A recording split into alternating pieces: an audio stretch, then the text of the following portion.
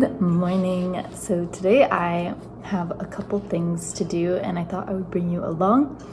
I'm not teaching today, but I have to create like all my flows for this week because I also have another job, which means that I can't create my flows like the day of, and I just like to be prepared. So I'm going to create 3 flows today. I have a couple other errands that I have to do, and then tonight I have a pole dance class which I will bring you along with. So it's going to be a fun day, and that's the beauty of being a yoga teacher and having a little bit more flexibility to have fun with your schedule. So let's go. It is also minus 18 degrees Celsius outside today. So just a pair of leggings is not going to do. I'm going to have to put on some warm clothes. Even if you're not going to be outside all day, it just like the cold gets into your bones and then you're cold all day.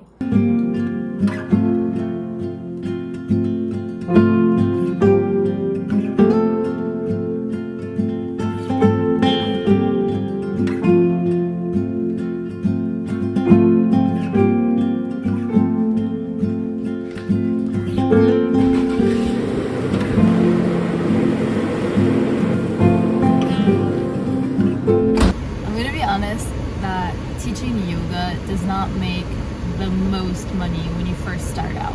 I'm pretty new into teaching yoga like in studios, which I'm still trying to find if that's what I truly like. I know I like creating videos and teaching yoga online and also in like private or like retreat sort of style events, but in the studio, I don't know, there's something that just feels that doesn't feel as aligned. But anyway, I'm still doing it. I'm still getting practice and trying it out. And to be honest, it does not make that much money, at least the way that I'm doing it. I tried teaching a lot of classes in the beginning, and I ended up getting sick often and feeling really burnt out. So for my body, that just doesn't work. So at the moment, I'm only teaching 3 classes in person in a studio. And it's really far from where I live. So I think that definitely has an impact on me feeling burnt out. It's like 30 minutes, one location is 30 minutes, the other is 40 minutes. And I'm just there for like an hour class. So with gas and everything, it doesn't really make that much sense. And that's why I have other jobs to support. But if you really want to be a yoga teacher and that's what you want to do, you want to teach in studios and stuff, you could definitely make the life choices that make that a lot more easier. Like you could live in a city and not have a car and all these things. I just have different priorities right now, but just to be fully transparent. So anyway, all that to say is that I'm going to the grocery store and I'm going to try to see if I can stay under $100, 100 Canadian dollars.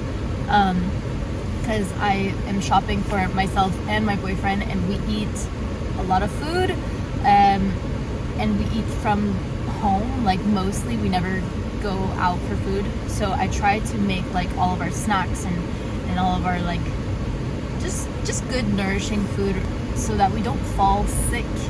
That's really the biggest thing here in winter. Yeah, I've been blabbering on, so let's go!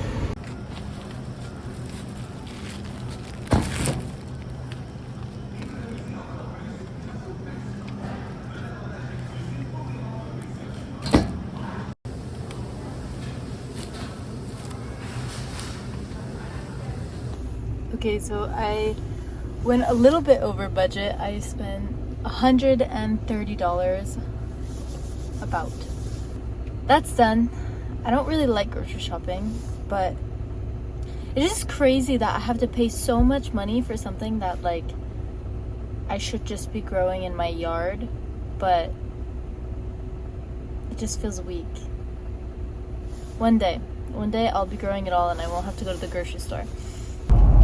Hope you can hear me, but there was this really cute couple that was in the grocery store, and they were probably in like their 80s, late 70s, 80s, and I just thought it was funny the way that they were like kind of like communicating together in the grocery store. And as I pulled out and like got into my car, they both got into their van, so they were doing van life, which is so cool. I love seeing like older couples who are still doing van life. I did van life with my boyfriend for a while, like probably like a year, and we stopped because we had to make money and we needed to be in a stable place to be doing that. But it just is so cool to see, like, you know, people like, if my grandparents were alive, my grandparents' age, doing something so cool and so free and like spontaneous, because we don't often see like adults still doing that.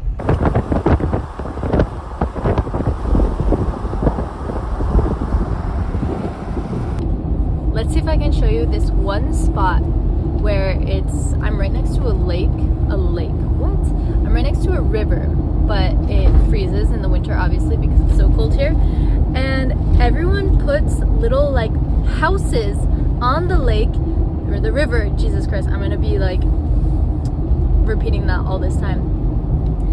And they ice fish, and so the little like cabin is there. Sometimes they can even have a stove, like a wooden stove in it, to heat up, and it's such a crazy phenomenon to me because I didn't grow up here. I'm American, and it's just so crazy that there's a full-on house. And look, I'm about to show you, we're about to pass it. There's literally like probably 100 of the houses. People go on the ice with their cars and just hang out, and the physics of it all is difficult for me to understand.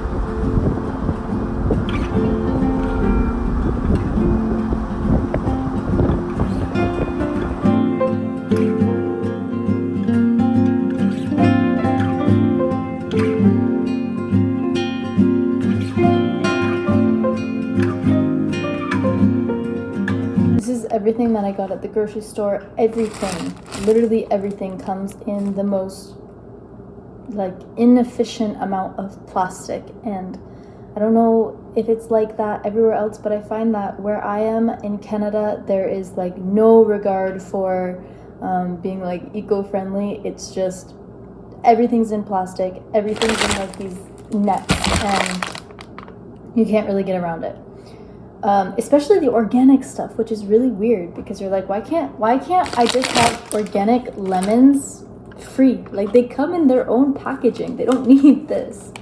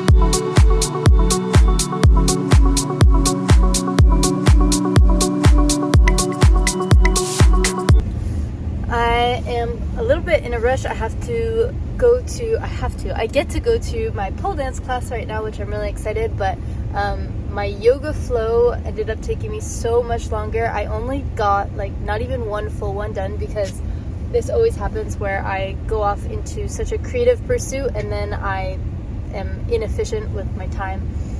But I'm gonna finish that when I get back, but it's gonna be really good. And yeah, I'll talk more about like my process when I get back. But for now, I'm just waiting for this car to warm up, and then we're headed out. Look at that. I don't know if you can see my breath, but look at that sunset.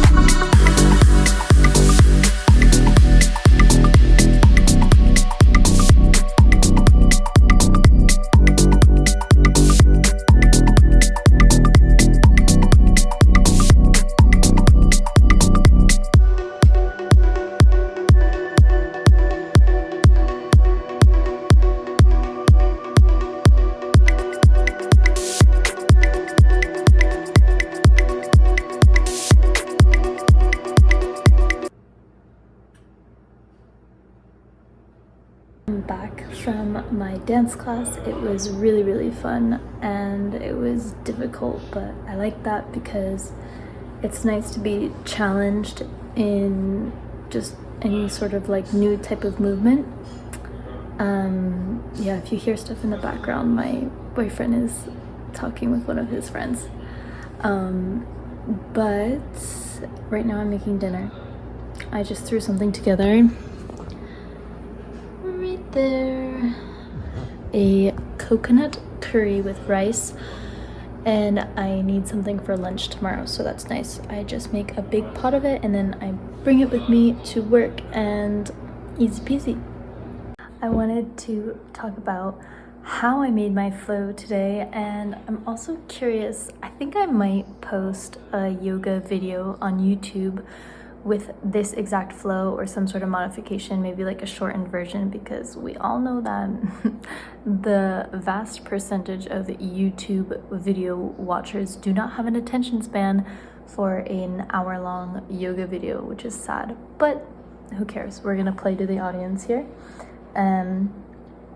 But yeah, so as you saw in the videos of me creating the flow, I have been starting to use like my tarot card decks, and like I just have like an affirmation card deck where I'll ask the cards like, what theme should I bring into this flow, and then I'll like name the flow, if it's a slow flow or a vinyasa flow or a yin. And I'm